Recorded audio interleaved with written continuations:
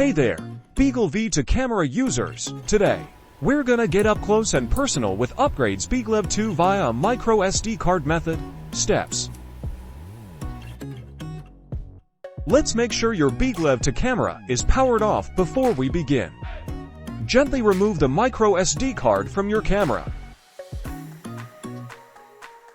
Grab a card reader, pop the micro SD card into it, and connect it to your computer.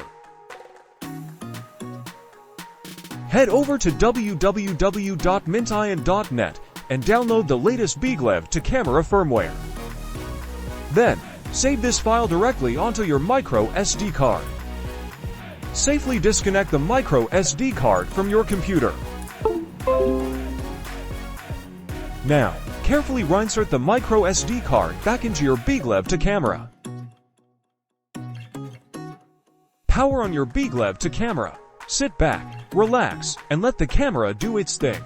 It'll automatically initiate the firmware upgrade. The camera is upgraded. Please wait about 3 minutes. The camera will be restarted automatically.